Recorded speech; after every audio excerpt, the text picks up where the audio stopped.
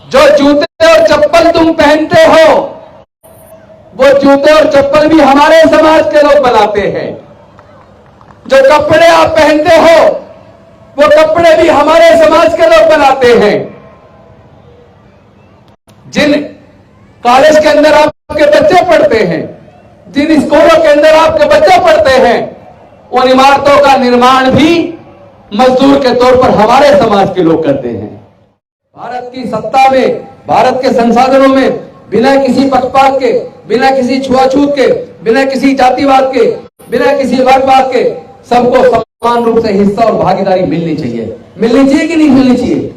जो देश के अंदर प्राकृतिक संसाधन है, जल जंगल जमीन है, तमाम तरह के खनिज पदार्थ की खाने हैं, जहां से उत्खनन होता है, अरबों खरबों रुपए का उत्खनन होता है। मैं आप सबसे पूछना चाहता हूं, देश के अंदर जो प्राकृतिक संसाधन है, जल जंगल जमीन है, क्या कोई अपनी मां के पेट से लेकर पैदा हुआ है?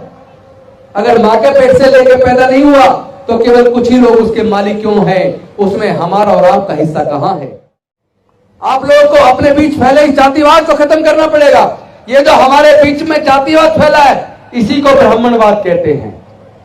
इसी को ब्राह्मणवाद कहते हैं। पहले दलितों के, पिछड़ों के, अल्पसंख्यकों के, आदिवासियों के बीच में जो जातिवाद बढ़ गया है, उसके बीच में जो मनुवाद घुस गया है, अपने अंदर फैले हुए इस जातिवाद को तो खत्म करो।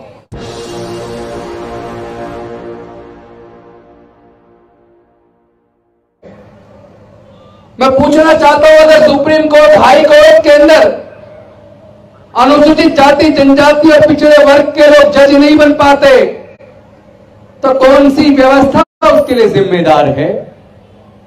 अगर इन सारे समाजों के, जिसकी संख्या लगभग 85% है, अगर वो वाइस चांसलर, प्रोफेसर नहीं बन पा रहे, अगर वो बिजनेस के अंदर अपना हिस्सा सुनिश्चित नहीं कर पा रहे, तो इसके लिए कौन जिम्मेदार है? हमारे लोग जिम्मेदार नहीं है। हमारे लोग तो मेहनत कश हैं। हमारे लोगों के अंदर प्रतिभा कूट कूट के भरी है। हम लोग इतने काबिल हैं कि देश के अंदर जितने प्रकार की भी फसलें उगती हैं, जितने प्रकार का भी अन्न उगता है, उन सब फसलों को मजदूर के तौर पर अगर उगाने का कोई काम करता है, तो वो ये हमारा मेहनत का समाज करता है।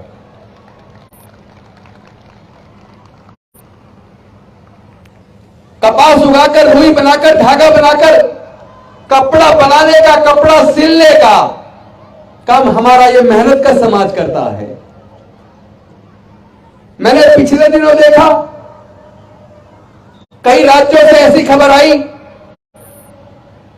कि स्कूलों के अंदर जो मिड डे मील बनाती थी, वो दलित समाज की महिला थी, तो बच्चों ने उनके हाथ के बने खाने को मना कर दिया। उन्होंने कहा कि हम दलित भोजन माता के हाथ का बनाया हुआ खाना नहीं खाएंगे। मैं पूछना चाहता हूं ऐसे लोगों से कि जो भी खाना आप खाते हैं, खेत का मालिक कोई भी हो, लेकिन उस फसल को मजदूर के तौर पर उगाने का काम तो हमारे मेहनत का समाज के लोग करते हैं। उसमें हमारा हाथ लगा हुआ है। अगर वो खाना हमारे हाथ से पवित्र हो गया, फिर तो आपको खाना खाना बंद करना होगा। खाने के बजाय हवा पानी पे आपको जिंदा रहना होगा। और ऐसे लोगों को मैं बता देना चाहता हूं, जो जूते और चप्पल तुम पहनते हो, वो जूते और चप्पल भी हमारे समाज के लोग बनाते हैं। जो कपड़े आप पहनते हो, वो कपड़े भी हमारे समाज के लोग बनाते हैं। जिन कॉलेज के अंदर आपके बच्चे पढ़ते हैं, जिन स्कूलों के अंदर आपके बच्चे पढ़ते हैं, उन इमारतों का निर्माण भी मजदूर के तौर पर हमारे समाज के लोग करते हैं। जिन अस्पतालों में आप इलाज कराने जाते हो, उन अस्पतालों का निर्माण भी मजदूर के तौर पर हमारे समाज के लोग करते हैं। जिन मंदिरों में आप पूजा करने जाते हो, उन मंदिरों का निर्माण और उन मंदिरों में जो मूर्तियां लगाई जाती हैं, उन मूर्तियों का निर्माण भी शिल्पकार के तौर पर हमारे बहुजन समाज के लोग करते हैं। तो क्या आप उन मंदिरों में जाना बंद कर दोगे? अगर आप दलित समाज की महिला के हाथ का खाना बना हुआ खाने को इनकार करते हो तो आपको कपड़े पहनना छोड़ना होगा, आपको जूते चप्पल पहनना छोड़ना होगा। क्या क्या छोड़ोगे आप? ऐसे तो भारत नहीं चलेगा, ऐसे कभी भी भारत मजबूत नहीं हो सकता। मुझे डॉक्टर बाबा साहेब अम्बेडकर जी का 25 नवंबर 1949 का भाषण जो उन्होंने संविधान सभा के सामने दिया था, उसमें उन्होंने ये कहा था कि भारत एक मजबूत राष्ट्र के रूप में विकसित होगा, इस पर मुझे संदेह नहीं है। लेकिन भारत आजाद बना रहेगा और भारत के लोगों की आजादी बनी रहेगी, इस बात पर मुझे संदेह है। उन्होंने दो चिंताएं जाहिर की। डॉक्टर बाबा साहेब अम्बेडकर जी ने 25 नवंबर 1949 को संविधान सभा के सामने आजादी को लेकर दो चिंताएं जाहिर की थी। एक चिंता यह थी कि जिस दिन भारत के लोग धर्म को देश से ऊपर मानने लगेंगे, उस दिन भारत की आजादी खतरे में चली जाएगी।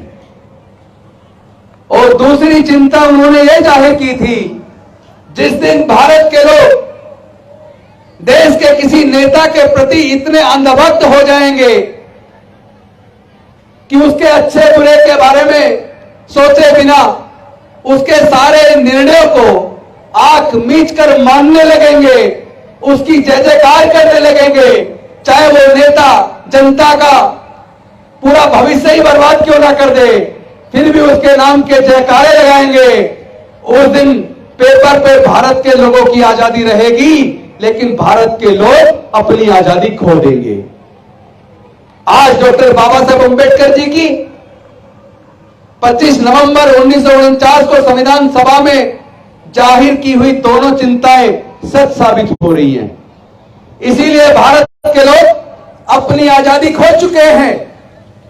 जो लोग जिन्होंने उनके रोजगार छीन लिए, जिन्होंने देश के अंदर धर्म के नाम पर, जाति के नाम पर नफरत बढ़ा दी, फिर भी ऐसे लोगों का कुछ लोग गुणगान करने में लगे हैं। मैं एक सवाल आप सबसे पूछना चाहता हूं, जितने लोग यहां बैठे हैं आप सबसे पूछना चाहता हूं, देश के अंदर जो बड़े बड़े शिक्षण संस्थान बने हैं, जैसे आईआईएम बना है, आईआईएम के अंदर एक साल की फीस एक बच्चे की 20 लाख से भी ज्यादा है। मैं आप सबसे पूछना चाहता हूं, क्या एससी, एसटी, ओबीसी के 99% लोग अपने बच्चे की पढ़ाने के लिए आईआईएम के लिए 20 लाख का खर्चा एक साल का उठा सकते हैं? क्या नहीं उठा सकते ना? लेकिन वो संस्थान बने किसके पैसे से हैं? बने तो जनता के पैसे से है ना। बनाया तो सरकार ने जनता के पैसे से है। तो ऐसे शिक्षण संस्थानों का क्या फायदा जिसमें जनता अपने बच्चों की पढ़ाई का खर्च ही ना उठा पाए? तो क्या ऐसे शिक्षण संस्थान, चाहे वो आईआईएम हो, चाहे आईआईटी हो, चाहे इंजीनियरिंग कॉलेज हो, चाहे मैनेजमेंट कॉलेज हो, चाहे मेडिकल कॉलेज हो, चाहे लॉ कॉलेज हो, उन सब के अंदर पढ़ाने के लिए, एक बच्चे को पढ़ाने के लिए, एक डिग्री कराने के लिए कई कई लाख रुपया चाहिए। और बहुजन समाज के तो 99% लोग लाखों रुपए का पढ़ाई का खर्चा नहीं उठा सकते। जबकि ये जितने भी सरकारी इंजीनियरिंग कॉलेज बने हैं, सरकारी लॉ कॉलेज बने हैं, सरकारी मैनेजमेंट कॉलेज बने हैं, ये सारे कॉलेज सरकार ने जनता के पैसे से बनाए हैं, लेकिन जनता अपने बच्चों को पढ़ाने का खर्चा नहीं उठा सकती। तो मैं आप सबसे पूछना चाहता हूं, क्या सरकारों ने जनता के पैसे से पैसे वाले लोगों के बच्चों को पढ़ाने के लिए इतने बड़े बड़े इंस्टीट्यूट बनाए हैं? क्या यह सवाल बनता है या नहीं बनता? जो लोग मेरी बात से सहमत हैं, वो अपने जगह बैठे बैठे दोनों हाथ उठाकर इस बात का समर्थन कीजिए, क्या ये सारे सरकारी संस्थान, क्या सरकार ने जनता के पैसे से केवल पूंजीपतियों के बच्चों को पढ़ाने के लिए बनाए हैं? क्या तो फिर हमारे बच्चों के भविष्य का क्या होगा? हमारे बच्चे कहां पढ़ेंगे? जानबूझ के एक साजिश रची गई है, उस साजिश की तरफ आपका ध्यान नहीं है। एक एक करके जो भारत की कंपनियां थी, वो सारी कंपनियां भारत सरकार ने एक एक करके बेच दी। भारत की सरकार ने इंडियन रेलवे बेच दिया, बैंक बेच दिए, इंश्योरेंस कंपनियां बेच दी, आईटीडीसी के होटल बेच दिए, पेट्रोलियम कंपनियां बेच दी, गैस कंपनियां बेच दी। मैं आपसे पूछना चाहता हूं, जो सरकार देश के संस्थानों को बेचती जा रही है, क्या उसे काबिल सरकार कहेंगे, निकम्मी और नाकारा सरकार कहेंगे? निकम्मी और नाकारा सरकार कहेंगे ना। जो देश के संसाधनों को बेच दे, ऐसी सरकारों को क्या हम ये नहीं मानेंगे कि वो देश के साथ गद्दारी कर रहे हैं, देश के लोगों के हक अधिकार के साथ गद्दारी कर रहे हैं? क्या हम लोगों को ये नहीं समझना चाहिए कि एक जमाना था जब पूरे देश के अंदर प्राइवेट स्कूल नहीं होते थे, पूरे देश के अंदर सरकारी स्कूल होते थे। अचानक क्या हुआ? उन्हीं सरकारी स्कूलों से पढ़ के, हमने तो सर्वे करवाया है, उन्हीं सरकारी स्कूलों से पढ़ के हमारे बच्चे आईएएस बने, आईपीएस बने, डॉक्टर बने, इंजीनियर बने, जज बने, कलेक्टर बने, साइंटिस्ट बने, प्रोफेसर बने। क्योंकि सरकारी स्कूलों में पढ़ाई बहुत अच्छी थी। तो फिर ऐसा क्या हो गया कि लगभग 40 साल पहले सरकारी स्कूलों को कमजोर करना शुरू कर दिया। एक एक करके प्राइवेट स्कूल खुलते चले गए, और प्राइवेट स्कूल इतने खुल गए, उनकी पढ़ाई की फीस इतनी ज्यादा है कि एक बच्चे को प्राइवेट स्कूल में पढ़ाने के लिए कम से कम उसकी फीस का खर्चा, किताबों का खर्चा, वर्दी का खर्चा, ट्यूशन का खर्चा, ट्रांसपोर्ट का खर्चा जोड़ लिया जाए तो एक बच्चों को पढ़ाने के लिए एक माँ बाप को कम से कम 8 से 10 हजार रुपया महीना चाहिए। हर परिवार में कम से कम 2 बच्चे हैं, तो केवल 2 बच्चों को पढ़ाने के लिए एक माँ बाप को कम से कम 15 से 20 हजार रुपया महीना चाहिए। और हमारे दलित, पिछड़े, आदिवासी समाज के पूरे 99% ऐसे लोग हैं जिनके पूरे परिवार की इनकम अगर एक महीने की जोड़ ली जाए तो 10,000 से 20,000 के बीच में हर महीने हमारे लोग कमाते हैं। तो क्या ऐसे हमारे 99% परिवार के लोग अपने बच्चे को प्राइवेट स्कूल में पढ़ाने का 15 से 20,000 रुपए महीने का खर्चा उठा सकते हैं क्या? नहीं उठा सकते ना। इसका मतलब सरकारी स्कूलों को जानबूझ के बर्बाद किया, क्योंकि सरकारी स्कूलों में दलितों के, पिछड़ों के, आदिवासियों के बच्चे पढ़कर जज, इंजीनियर, डॉक्टर, कलेक्टर बनने लगे, सम्मान का जीवन जीने लगे। उनको ये बात रास नहीं आई। उन्होंने सोचा अगर इसी तरह गरीबों के, दलितों के, पिछड़ों के, किसानों के, मजदूरों के बच्चे पढ़ लिख कर जज, doctor, engineer, collector, scientist, professor बनेंगे तो उनकी फैक्ट्रियों में सस्ते मजदूर कहां से आएंगे? बहुत बड़ी साजिश रची गई है दोस्तों। देश के दलितों, पिछड़ों, आदिवासियों और माइनॉरिटीज के साथ बहुत बड़ी साजिश रची गई है, और ये साजिश सरकारों ने रची है। हमें और आपको सोचना पड़ेगा। हम लोग बिल्कुल आंख मीच कर किसी भी बात को ऐसे ही मान लेते हैं कि नेताजी कह रहे हैं तो ठीक कह रहे हैं। नेताओं पे भरोसा करने की बजाय जो सामाजिक नेतृत्व करने वाले लोग हैं, जो धम्म का काम कर रहे हैं, जो सोशल वर्क कर रहे हैं, जो एक दूसरे की मदद के लिए हमेशा आगे खड़े रहते हैं, ऐसे लोगों के का सम्मान करना चाहिए। नेताओं के गले में माला डालने की बजाय जो समाज के लिए काम करते हैं, समाज के लिए मरने को तैयार रहते हैं, समाज की सेवा के लिए तत्पर रहते हैं, ऐसे लोगों का सम्मान करो। नेताओं का सम्मान करने से कुछ मिलने वाला नहीं है। हमारी दिक्कत यह है, एक नेताजी आते हैं, हम उस नेता के लिए सब लोग सम्मान के रूप में बड़े बड़ी मालाएं लेके खड़े हो जाते हैं, और जो लोग अपना घर बार बेच के समाज के लिए अपना पूरा जीवन लगा देते हैं उनको हम सम्मान नहीं देते। ये गलत है। जो लोग समाज के लिए काम करते हैं, जो लोग देश के लिए काम करते हैं, ऐसे लोगों को हमें सम्मान देना चाहिए। अपनी बहन बेटियों को इज्जत देनी चाहिए। जो लोग अपनी बहन बेटियों की इज्जत ना करें वो इस लायक नहीं है कि उनके जीवन में कोई तरक्की आए। आपके जीवन में तरक्की में जो लोग बाधा है वो इसलिए बाधा है क्योंकि आप लोग एकजुट नहीं है। आप लोग जो कहते हैं हमारे साथ जातिगत उत्पीड़न होता है, जो कहते हैं हमें हमारा हक नहीं मिला, भारत में अगर तरक्की हुई है उस तरक्की में हमें हिस्सा नहीं मिला, वो लोग कभी अपने गिरेबान में झांक कर देखें। कोई मदिगा, कोई माला, कोई हड़िया, कोई कुछ। हम ही लोग आपस में टुकड़ों में बटे हुए हैं। हम ही एक दूसरे को इज्जत सम्मान देने को तैयार नहीं है। हम ही लोग, कोई दलित है, कोई पिछड़ा, आदिवासी, ये तो है ही। दलितों में भी बहुत सारी जाति, आदिवासियों में बहुत सारी जाति, पिछड़े वर्ग में बहुत सारी जाति। हम ही हजारों टुकड़ों में बट गए, तो भाई हमारी इस बंटवारे का फायदा तो दूसरे लोग उठाएंगे। तो अगर आप चाहते हो आपका शोषण ना हो, अगर आप चाहते हो आपका उत्पीड़न ना हो, तो आप लोगों को एकजुट होना पड़ेगा। आप लोगों को अपने बीच फैले इस जातिवाद को खत्म करना पड़ेगा। ये जो हमारे बीच में जातिवाद फैला है, इसी को ब्राह्मणवाद कहते हैं, इसी को ब्राह्मणवाद कहते हैं। पहले दलितों के, पिछड़ों के, अल्पसंख्यकों के, आदिवासियों के बीच में जो जातिवाद बढ़ गया है, उसके बीच में जो मनवाद घुस गया है, अपने अंदर फैले हुए इस जातिवाद को तो खत्म करो।